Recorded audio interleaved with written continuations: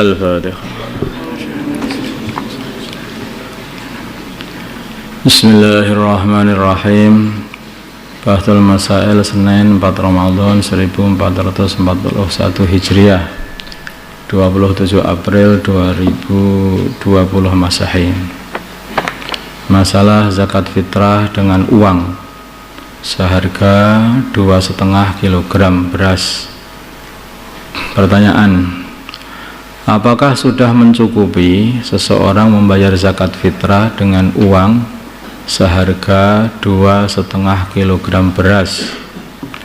Jawabnya, belum mencukupi. Masalah membayar zakat fitrah dalam bentuk harga atau qimah ini diperbolehkan menurut madhab Imam Abu Hanifah. Ini menurut madhab Syafi'i, membayar zakat dengan qimah itu tidak diperbolehkan. Zakat fitrah dengan qimah harus dengan beras atau gandum atau itu. Ini yang membolehkan membayar dengan qimah atau membayar dengan harga barang pokok itu adalah madhabnya Imam Abu Hanifah. Makanya kalau kita pengen membayar dengan harga, maka harus ikut dengan Imam Abu Hanifah. Caranya seperti itu. Syekh Ibnu Hajar dan Imam Bulkini juga membolehkan membayar zakat dalam bentuk qimah atau harga dengan syarat ikut kepada ulama yang membolehkan, yaitu Imam Abu Hanifah. Nah, dalam bertaklid ini kepada madhab lain, kita harus dalam satu permasalahan semuanya utuh. Caranya begini: jenis makanan yang diperlukan untuk zakat fitrah dalam madhab Imam Abu Hanifah atau Hanafi ada 4 perkara. Yang pertama adalah setengah sok gandum khintah, setengah sok gandum. Kemudian 1 sok syair, 1 sok syair. Kemudian 1 sok tamer, yaitu kurma kering, atau 1 sok zabib, ini anggur kering. Itu yang barang-barang yang dibuat untuk berzakat, makanan-makanan yang bisa dibuat untuk berzakat. Soknya pun juga berbeda ukurannya. Kalau kita 2,5 mungkin sudah boleh ya, 2,5 itu, atau 2,6 ya, 2,6 itu kita sudah boleh. Kalau Imam Abu Hanifah soknya lebih banyak. 1 sok menurut Imam Abu Hanifah adalah 3.800 gram, 3,8 kilogram, 3 kilo 8 on. Ada sebagian ulama mereka berpendapat bahwa 3 kilo 1/4. Nah, 3 kilo 1/4. Sehingga jika ingin membayar zakat dalam bentuk harga, maka seharga, kalau khintah, seharga setengah sok, yaitu setengah sok itu 1,9 kilo on gandum khintah. Harganya berapa di sini nanti tanya sendiri di pasar sana, wallahu alam. Atau 3,8 kilogram gandum syair. Kelihatannya ini juga susah dicari ini. Ini yang agak mudah ini. 3,8 kilogram tamer, kurma kering. Banyak ini di koperasi juga banyak. Kamu tanya harganya berapa di situ per kilonya. Kamu kalau tinggal ngalikan 3 kali 8 itu 3,8 kilo itu berapa harganya. Atau 3 kali 8 kilogram zabib, yaitu anggur kering. Anggur kering itu yang biasa yang kismis itu.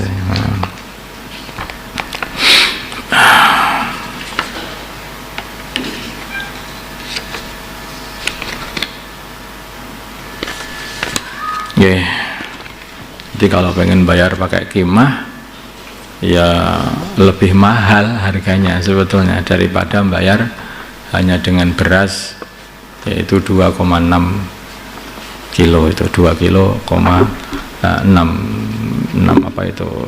on. Istilah kaya dan miskin dalam zakat. Istilah kaya dan miskin dalam zakat. Wah, ini rada berat ini.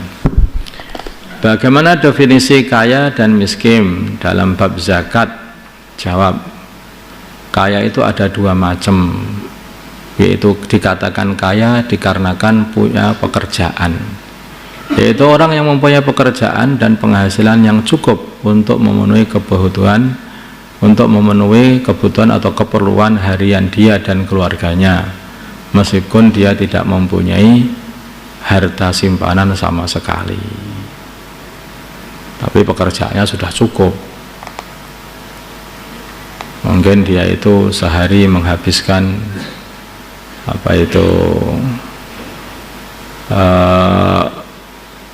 duit sama keluarganya itu untuk belanja, untuk makan sehari semalam itu butuh 20.000 begitu. Kemudian dia kerja sehari dapat bayaran mungkin 20.000 kah atau 25.000, yang lain buat beli rokok atau enggak? Enggak lah, enggak begitu, guyonan aja. Ya tambahan es atau apa sama keluarganya atau permen untuk anak-anaknya. Itu yang seperti itu orang itu walaupun tidak punya harta simpanan, maka karena pekerjaannya sudah cukup untuk keperluan keluarga dia dan keluarganya, maka itu tidak dikatakan miskin, itu dikatakan masih orang yang kaya. Kemudian kaya harta, yaitu orang yang tidak mampu bekerja tetapi ia mempunyai harta yang cukup untuk memenuhi kebutuhan diri dan keluarganya. Mungkin dia itu mempunyai harta warisan yang bisa dimakan 7 turunan, saking banyaknya, seumpamanya seperti itu, nggak usah kerja, ya tinggal makan aja gitu aja. Itu juga orang kaya. Makanya kalau miskin itu bagaimana?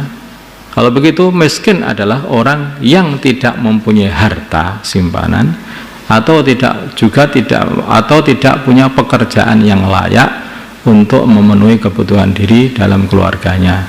Misalnya kebutuhan harinya 10.000, dia hanya mempunyai penghasilan 8.000 itu. Nah ini makanya hati-hati ini orang yang suka menerima zakat ini, yang pura-pura miskin ini. Masya Allah, gimana ini? Gimana itu begini? Nanti kayak begitu itu, kalau orang definisinya miskin yang boleh menerima zakat itu kayak begitu. Ya, tahu sendirilah, dicocok-cocokkan sama dirinya sendiri, itu aja nih. Zakat dibagi rata, ini juga banyak terjadi di kampung-kampung. Zakat dibagi rata, apalagi zakat dimusyawarahkan. Nah ini itu lebih repot lagi nih. Nah, ada orang zakat dimusyawarahkan untuk apa? Untuk selamatan aja. Nah, ini ya nggak boleh, itu nggak boleh. Zakat dibagi rata. Bolehkah harta zakat dibagi rata kepada semua orang? Jawab, tidak boleh. Yang demikian itu tidak boleh.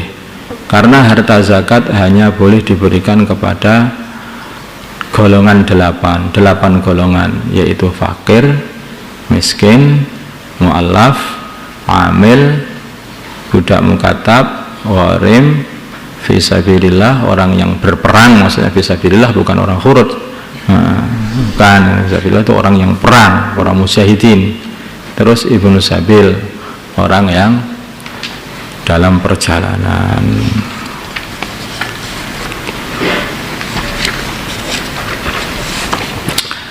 Sholat sunnah bagi orang yang punya qadhaan sholat fardu. Sholat sunnah bagi orang yang punya qadhaan sholat fardu. Ini waktu Ramadan ini waktu ngodok sholat. Waktu Ramadan waktu ngodok sholat. Sudah sama di qadha belum sholat-sholatnya?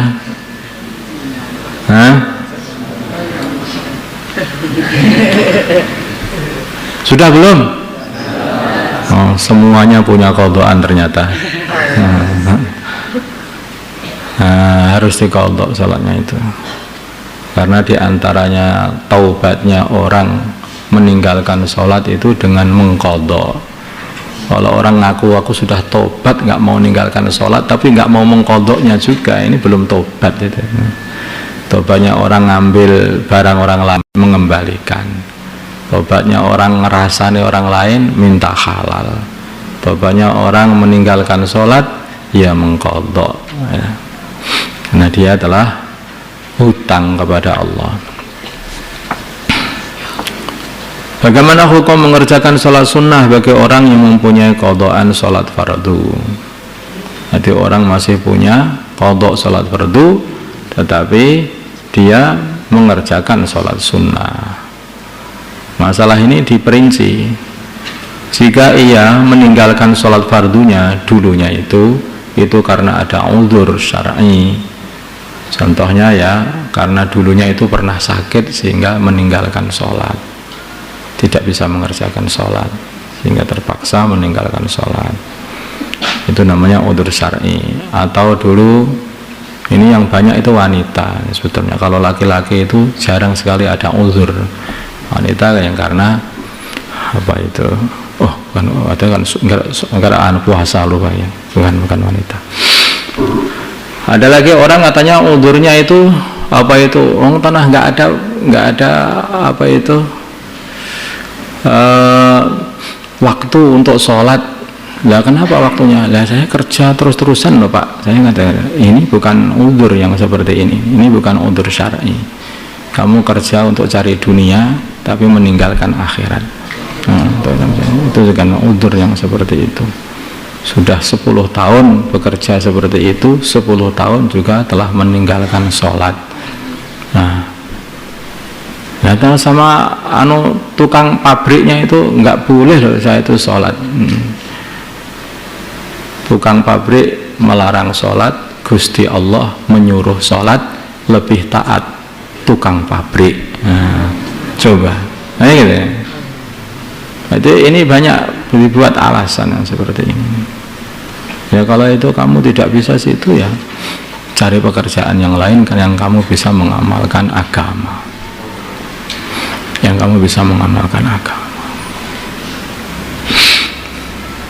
Maka sholat sunnah yang ia kerjakan adalah sah, tetapi tidak haram kalau dia udurnya meninggalkan sholat fardu itu, karena ketika meninggalkan sholat fardu dia memang betul-betul ada udur yang diterima oleh agama. Jika meninggalkannya karena tidak ada udur, dan ini kebanyakannya, maka sholat sunnah yang ia kerjakan sah, tetapi dia berbuat seperti itu adalah haram. Dia haram berbuat sholat sunnah karena mendahulukan meninggalkan yang wajib, kemudian mengamalkan yang tidak wajib. Ini haram, tapi sah saja, tapi tetap haram. Tambah dosa akhirnya nanti.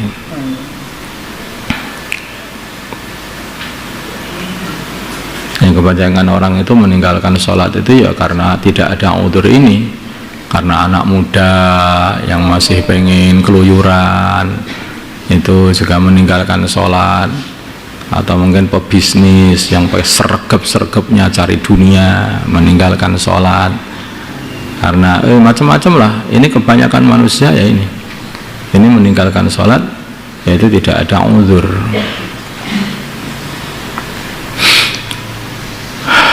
Masalah pendapat bersegera di dalam mengqadha sholat, kemudian masalah cepat-cepat mengqadha kapan. Pendapat pertama, jika ia meninggalkannya karena ada uzur syar'i, maka disunnahkan untuk bersegera mengqadha sholat fardunya, untuk bersegera untuk mengqadha sholat fardunya, karena tidak tahu orang itu matinya kapan gitu. Jika meninggalkannya karena tidak ada uzur, maka wajib bersegera mengqadha sholat fardunya yang pernah ditinggalkan. Pendapat kedua, ini yang dipakai pendapat yang pertama ini aja. Ada lagi pendapat sebagian ulama mengatakan dua-duanya pokoknya sunnah untuk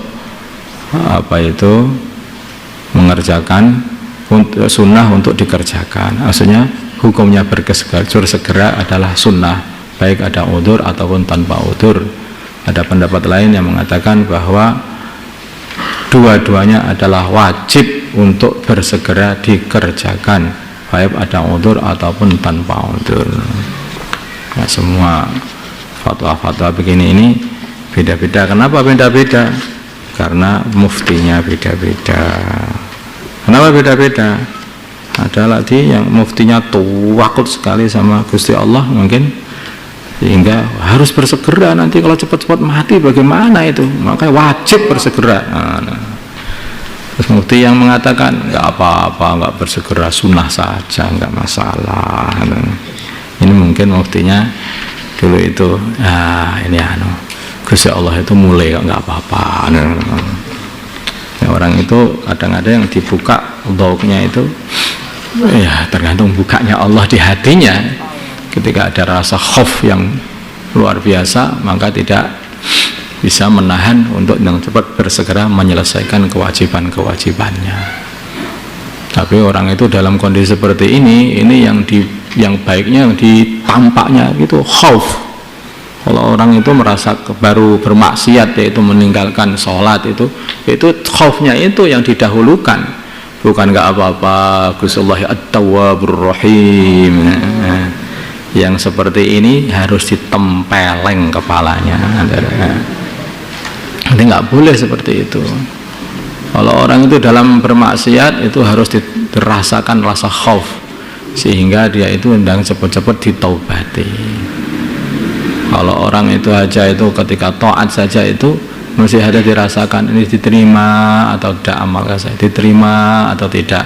Sudah sholat fardu ditambah lagi sholat qobliyah, tambah lagi sholat ba'diyah, tambah lagi sholat sunnah. Biar apa kok tambah-tambah? Ya karena itu walaupun sudah memenuhi kewajiban masih belum marem. Kalau belum ditambal sana tambal sini biar betul-betul kokoh nanti diterima oleh Allah Subhanahu wa taala. Karena sholat-sholat sunnah kita ini ya akan menambal sholat-sholat fardu kita gitu. Makin banyak sholat sunnah maka makin kita ini ada harapan sholat-sholat fardu kita diterima oleh Allah.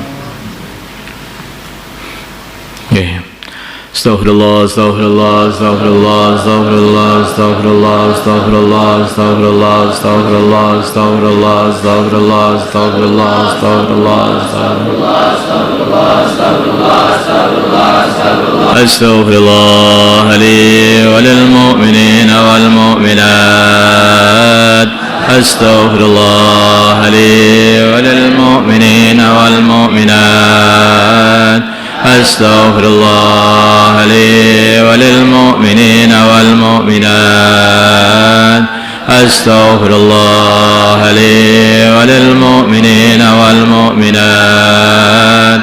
Astaghfirullah li wa lil mu'minina wal mu'minat.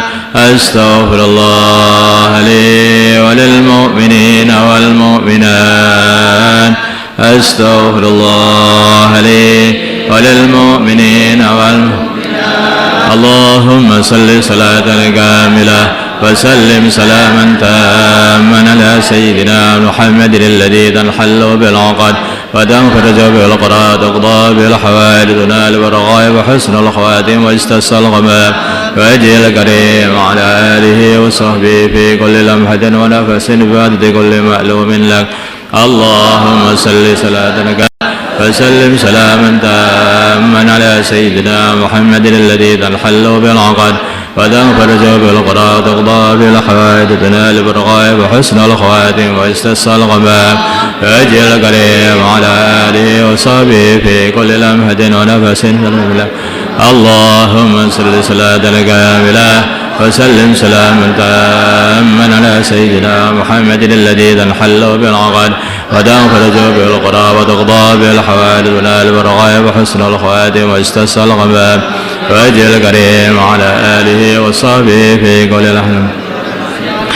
يا حي يا قيوم يا حي يا قيوم يا حي يا قيوم يا حي يا قيوم حي يا قيوم يا حي يا قيوم يا حي يا قيوم يا حي يا قيوم يا حي يا قيوم حي يا قيوم يا حي يا قيوم يا حي يا قيوم يا حي يا قيوم يا حي يا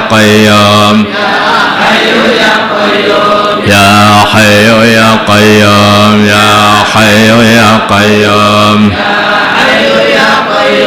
يا كافي يا غني يا فتاح يا رزاق يا كافي يا غني يا فتاح يا رزاق يا كافي يا غني يا فتاح يا رزاق يا كافي يا غني يا فتاح يا رزاق يا كافي يا غني يا فتاح يا حبيبي يا رحمن يا وهاب يا الله يا حبيبي يا رحمن يا وهاب يا الله يا حبيبي يا رحمن يا وهاب يا الله يا حبيبي يا رحمن يا وهاب يا الله يا حبيبي يا رحمن يا وهاب لا إله إلا أنت سبحانك إني كنت من الظالمين لا إله إلا أنت سبحانك إني كنت من الظالمين لا إله إلا أنت سبحانك إني كنت من الظالمين لا إله إلا أنت سبحانك إني كنت من الظالمين لا إله إلا أنت سبحانك إني كنت من الظالمين لا إله إلا أنت سبحانك إني كنت من الظالمين لا إله إلا أنت سبحانك إني كنت من